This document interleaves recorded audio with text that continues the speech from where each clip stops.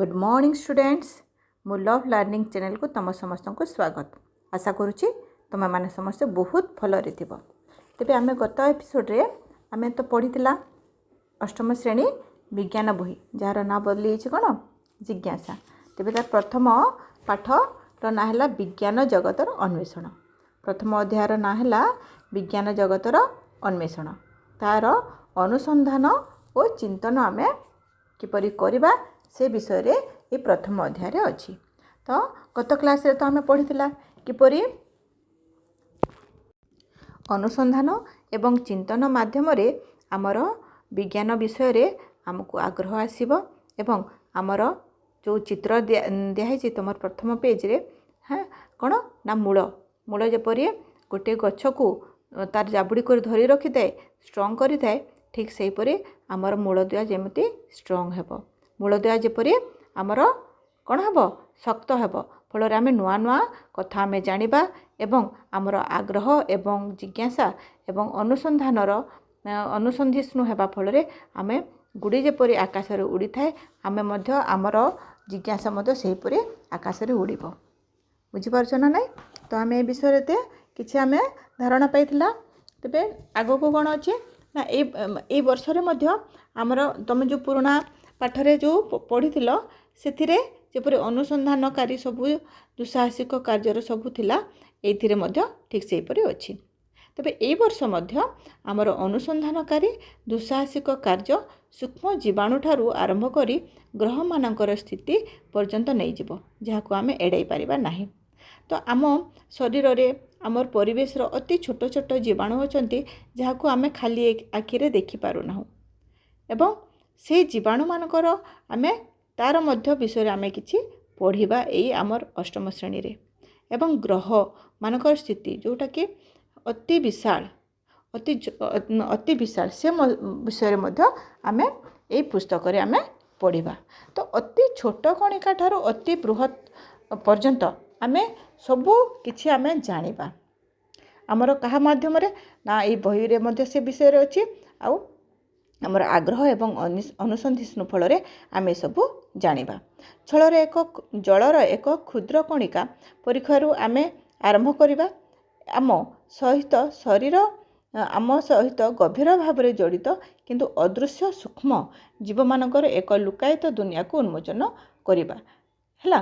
तो जो जीव आम जोटा अणुजीव कहूँ जीवाणु कहूँ है ता खाली आखिरे देखा जाए ना अति लुकायित अवस्था थाए आम शरीर रे मध्य थाए अदृश्य जीव जहाँ आम शरीर रे खाद्य हजम करिबारे सहाय्य करे आमको कोनोसी जदि रोग हेबो ताको प्रतिरोधक शक्ति हिसाब रे ताको लड़ी बारे आमको मध्य सहाय्य करे। एवं अन्यपटे केतोटी अणुजीव अछंती केतोटी अछंती जहाँ फल रे से क्षतिकारक सेमाने आमर क्षति साधन करती से विभिन्न प्रकार रोग सृष्टि करती। आमर जो रोग आमको थंडा है ज्वर है हाँ आमर जो कोरोना भाइरस आमर विश्व समग्र विश्व को कौन करथिला ना गोटे आतंक को खेले देथिला। सारा विश्व रे गोटे आतंक खेले देथिला कोरोना भाइरस ता मध्य अदृश्य ता कहीं देखि नाहंती किंतु से अदृश्य गोटे कौन भूताणु सारा विश्व को धोल देथिला। आमे तार विषय है से जो संक्रमण सृष्टि करुचे आम ता विषय रे मध्य किसी जानिबा जोटा को आम खाली आखिरे देखा जाउने अदृश्य होइकी रहिछि से छोट जीव विषय रे पढ़िबा।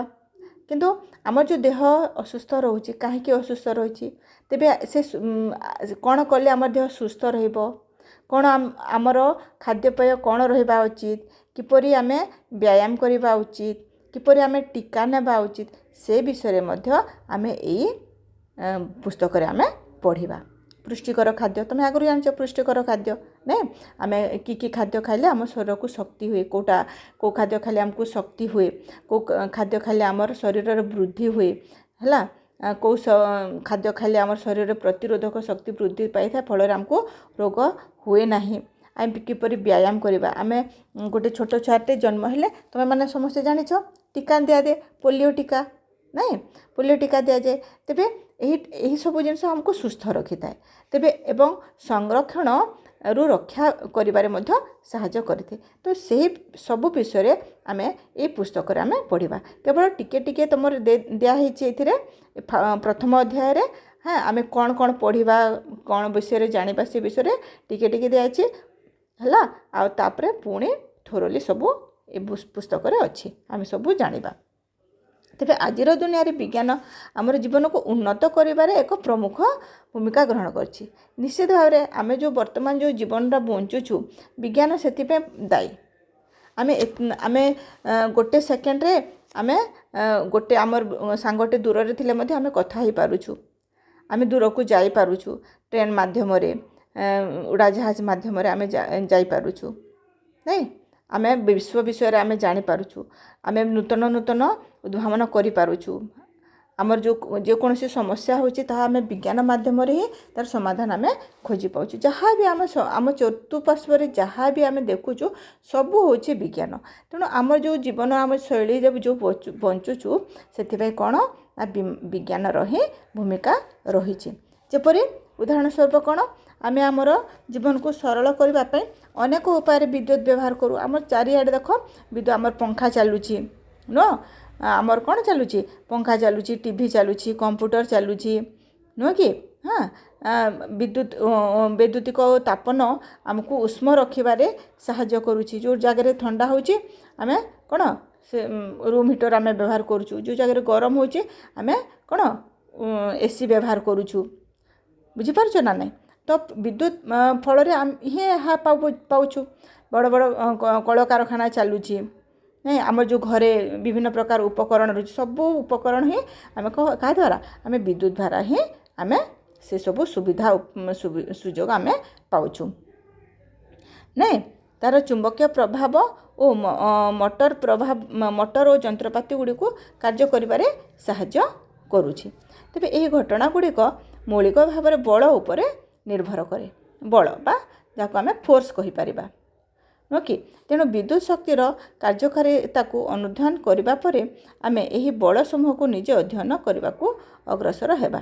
ଏହି ବଳ ବସ୍ତୁଗୁଡ଼ିକର ଗତି ବୃଦ୍ଧି କରେ, ମନ୍ଥର କରିପାରେ କିମ୍ବା ଦିଗ ପରିବର୍ତ୍ତନ କରିପାରେ। ବଳ ବା ଫୋର୍ସ, ଧର ଗୋଟିଏ ଆମେ ଧରି ନିଆ ଯେଉଁ ଗୋଟିଏ ବସ୍ତୁଟେ ଗତି କରୁଛି ହେଲା, ଗତି କରୁଛି। ତେବେ ଆମେ ଯଦି ତୁମେ ସାଇକେଲରେ ଯାଉଛ, ତ ଯଦି ପେଡ଼ାଲ ଅଧିକ ତୁମେ ବଳ ପ୍ରୟୋଗ କରିବ, କ'ଣ ହେବ, ସେ ସାଇକେଲଟି ଅଧିକ ଦ୍ରୁତ ଗତିରେ ଯିବ। ତୁମେ ଯଦି ପେଡ଼ାଲଟି ଧୀରେ ଧୀରେ ମାରିବ, କ'ଣ ହେବ ନା ତା'ର ଗତିଟି କ'ଣ ହେଇଯିବ, ମନ୍ଥର ହେଇଯିବ ବା ସ୍ଲୋ ହେଇଯିବ। ଏବଂ ତୁମେ ଯଦି ସେ ବଳ ପ୍ରୟୋଗ କରି ତାକୁ ମୋଡ଼ିବ, ତାର ଦିଗ ମଧ୍ୟ ପରିବର୍ତ୍ତନ ହେଇପାରେ। କିମ୍ବା ଯଦି ସାମ୍ନାରୁ ଗୋଟେ ବସ୍ତୁଟି ଗତି କରୁଛି ଏବଂ ସାମ୍ନାରୁ ଆଉ ଗୋଟେ ତାରକୁ ଧକ୍କା ଦେଲା, ତେବେ କ'ଣ ହେବ, ସେ ବସ୍ତୁଟିର ତାର ଦିଗ ପରିବର୍ତ୍ତନ ହେଇଯିବ। ତ ଏହା କାହା ଦ୍ୱାରା ହେଲା ନା ବଳ ବା ଫୋର୍ସ ଦ୍ୱାରା ହେଲା। ତ ଏହିପରି ଭାବରେ ବିଭିନ୍ନ ବହୁତ ଜିନିଷ ଅଛି ବିଜ୍ଞାନ ବିଷୟରେ ଜାଣିବା ପାଇଁ। ତ ଆମେ କିପରି ଜାଣିବା ନା ଆମ ଭିତରେ ଯଦି ସେ ଆଗ୍ରହଟା ଆସିବ, ଆମେ ତାକୁ ଜାଣିବାକୁ ତାହା ଚାହିଁବା, ତେବେ ଆମେ ତା ବିଷୟରେ ବହୁତ କିଛି ଆମେ ଜାଣିପାରିବା। ତା ଅନୁସନ୍ଧାନ କରିବା, ଅନୁଶୀଳନ କରିବା ଫଳରେ ଆମେ ସେ ବିଷୟରେ ଆମେ ସବୁ ଜାଣିପାରିବା। ତେବେ ବଳ ଗୁଡ଼ିକ ବିଷୟରେ ବୁଝିବା ଫଳରେ ଉପରକୁ ଫିଙ୍ଗା ଯାଇଥିବା ଏକ ବଲ୍ କାହିଁକି ତଳକୁ ଫେରି ଆସି, ଆମେ ଯଦି ଗୋଟେ ବଲ୍କୁ ଉପରକୁ ଫିଙ୍ଗି ଦେଉଛୁ, କାହିଁକି ତା ଉପରକୁ ଉଡ଼ି ଯାଉନାହିଁ, କାହିଁକି ପୁଣି ତା ତଳକୁ ଚାଲି ଆସୁଛି, ବୁଝିଲା ନା ନାହିଁ। କିମ୍ବା ବ୍ରେକ୍ ଲଗାଇଲେ ଏକ କାର୍ କାହିଁକି ଅଟକିଯାଏ, ତାହା ସହଜରେ ବ୍ୟାଖ୍ୟା କରିହୁଏ। ତେବେ ଏସବୁ କାହା ଦ୍ୱାରା ନା ବଳ ଦ୍ୱାରା ହିଁ ଏହା ସମ୍ଭବ ହେଉଛି।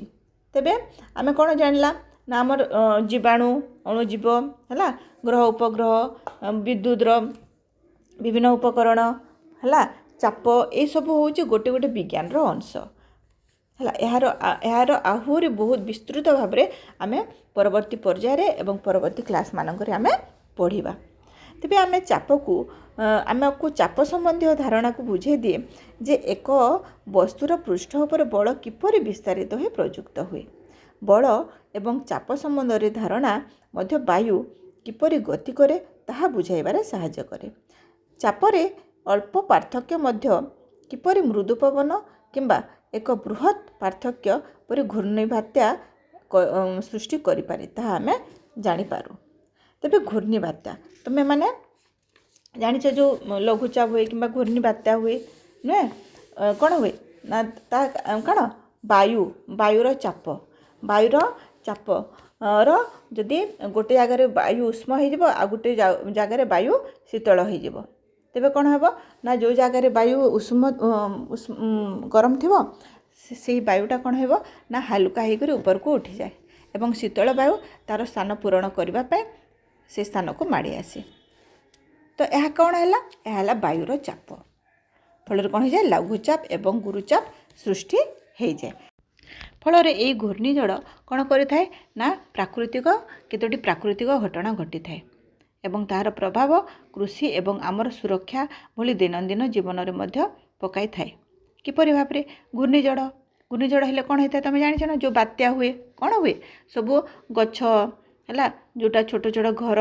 सबू कौन होता है उड़ी जाए नहीं कृषि उपरे कृषि जो धान है कि गहम है सब तार प्रभाव पड़ता है से नष्ट हो जाए फल धन जीवन नष्ट होता है यहाँ है कौन घूर्णिझड़ तो ये घूर्णिझड़टा क्या द्वारा है ना वायुर चाप द्वारा है बुझेल तो वायु किपरि चाप सृष्टि करेंगे किंबा कहीं एक निर्दिष्ट तापमात्रा पानी फुटे आमको यह जानी माने आम मध्य प्रश्न आसे जे वायुर चाप किपरि सृष्टि होता है तो आम जो पानीटा गरम करूँ ता कहीं फुटे केते तापमात्रा रे फुटे यह ठीक भाव में आम जदि बुझीबा कौन है एवं आम देखा आवश्यक जे से माने किपरि गति करती अच्छा किपरि गति करती जो आम प्रत्येक पदार्थ गोटे कणिका द्वारा केतोटी कणिका द्वारा गठित प्रत्येक पदार्थ तेबे से आम जो पानीटा गरम करूँ से कणिका गुड़ाक कौन होता है ना तांकर इतस्तत भाव ताकर गति करें फल कौन होता है ना आम जो गरम करूँ ता फुटी उठे जलर जो तले कणिका थिबो ता गरम हो ऊपर को उठिबो एवं ऊपर जो कणिका थिबो तल को आसीबो एपरि भाव में तार कौन होता है ना फुटी थाए एवं गरम होता है एवं आम चारिपाखरे थिबा पदार्थ गुड़िक वर्गीकरण करने विज्ञान एक गुरुत्वपूर्ण विशिष्ट पदार्थ गुड़िक जमती मौलिक यौगिक किंबा दुई किंबा अधिक उपादान जहाँ एकत्र बांधी हुए रखिथिबे एवं मिश्रण उत्पादन गुड़ी को भौतिक भाव में पृथक करा जाय परिबो तेबे आगरो तमे पढ़िछ नहीं मौलिक पदार्थ क्या कह जाए यौगिक पदार्थ क्या कह जाए मिश्रण क्या कह जाए न कि तेबे यही प्रकार ताहा काण ना आम विज्ञान ताहा वर्गीकरण विज्ञान ताहा पदार्थर वर्गीकरण कराई जे कोटा मौलिक पदार्थ कोटा यौगिक पदार्थ कोटा मिश्रण पदार्थ ताहा मध्य आमे ये अष्टम श्रेणी रे आमे पढ़िबा कणिका गुड़िक किपरि एकाठी हुअन्ति किंबा मिश्रण हुए जानिबा परे आमे द्रवण गुड़िक बुझी पारिबा उदाहरण स्वरूप चीनी की चारे द्रवीभूत हुए यहाकू मिठा करिथाए नहीं आमे द्रव पढ़ीचु द्रावक पढ़ीचु द्रवण पढ़ीचु जिते आमे चीनी को पानी रे मिसई दो कौन ता चीनी पानी हो जाए बुझल ना तबे से चीनी पानी को कह कौन द्रवण बुझल ना कणिका एवं मिश्रण जगत रु आमे आलोक जगत को जीवा आमे पढ़िबा जे आलोक रश्मि किपरि समतल और वक्र दर्पण प्रतिफलित हुए एवं लेंस मध्य दे जीवा समय यार गति को बंके जाए यह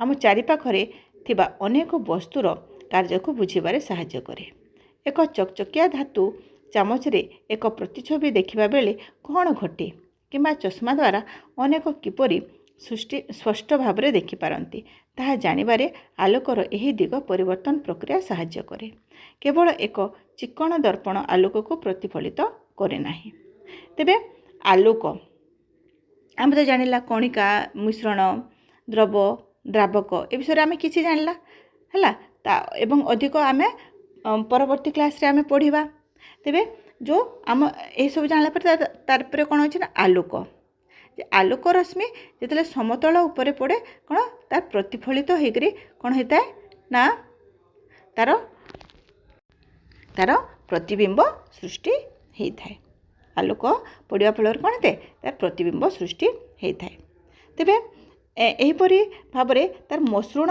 एवं अमसृण मध्य कौन होता है ना तार आलोक पड़ी तार प्रतिफलित होता है जेपरिक चंद्र है चंद्रपृष्ठ मध्य आलोक को प्रतिफलित होता है। पृथ्वी चंद्र एवं सूर्यर आपेक्षिक स्थिति उपरे निर्भर करी प्रत्येक राति रे चंद्रर किछि भिन्न अंश आलोकित हुए जहाँ आकाश रे आमे देखुवा सुंदर चंद्रकला सृष्टि हुए। तेबे तुम माने तो देखिच चंद्र नहीं आमर पूर्णिमा अमावास्या यहीपरि भाव में चंद्रर गति भिन्न भिन्न होता है। तेज प्रत्येक राति कौन होता है चंद्रर किछि अंश आलोकित होता है चंद्रर किछि अंश आलोकित होते जहाँकि आम कौन कही ना सुंदर चंद्रकला बोली कही ये जो चंद्रकलार ह्रास वृद्धि कौन अमावास्या है तापर प्रतिपदा द्वितीया तृतीया यहीपरि भाव में कौन अमावास्या पूर्णिमा पर्यंत जाए से चंद्रकला ह्रासरू वृद्धि होता है जिते अमावास्या हुए आम चंद्र को आम बिल्कुल देखिपारुन तापर धीरे धीरे धीरे धीरे चंद्र को आम देखिपारू एवं आम कौन प्रतिपदा दिन टिके देखा द्वितीय दिन अधिक देखा है अष्टमी दिन अधा देखा यहीपरि भाव पूर्णिमा आम कौन करना पूरा आम चंद्र गोल आम देखी था। तो ये जो चंद्रकलार जो ह्रास वृद्धि है देखा कौन होता मनीष प्रथमे कैलेंडर तैयारी सृष्टि करला प्रथमे ताहा कौन कैलेंडर तैयारी करिबारे से सक्षम हो पारिला। सूर्योदय एवं सूर्यास्त एवं चंद्रकला को ध्यानर सह पर्यवेक्षण करी विभिन्न कैलेंडर सृष्टि हैला। आम ग्रह रे थिबा वस्तुगुड़िकर गति सहित पृथ्वी रे आमर दिनचर्या निर्णय करुवा कैलेंडर प्रस्तुति हेउची। यह कौन आकर्षणीय नुहे कि तुमको यह आश्चर्य लगुना कि आमर चंद्रर कौन गतिविधि को लेकिन कौन होइछे ना कैलेंडर सृष्टि होइछे। तुमको यह निश्चित भाव में कौन लगुथबो आश्चर्य लगुथबो नहीं। तो ये सबू गोटे गोटे विज्ञान देख सूर्य है चंद्रग्रहण सूर्यपराग पूर्णिमा अमावास्या सूर्य चारिपटे पृथ्वी बुलूची पृथ्वी चारिपटे चंद्र बुलूची ये सबू सबू गोटे गोटे कौन आश्चर्य आमको लगुच। तो यही सब विषय आम जानिले आम कौन नूतन नूतन आम तथ्य आम पाइपर। चंद्र जपरी पृथ्वी रे बुलूची फल कौन हो चंद्र जो पृथ्वी रे बुलूची कौन तार चंद्रकला सृष्टि होची से चंद्रकला देखिक मनीष कौन ना कैलेंडर सृष्टि कला। तेबे पिला माने आमे तो अष्टम श्रेणी प्रथम अध्याय आमे किछिटा डिस्कस करला पुणी परवर्ती क्लास रे आमे नेक्स्ट क्लास रे आमे नूतन किछि आमे डिस्कस करबा। आशा करूची तुम मान को एडा सब भल लागुथबो एवं जदि भल लागुची तमे तुम सांग मान को भी यह देखैबो। आज पय एतकी नमस्कार।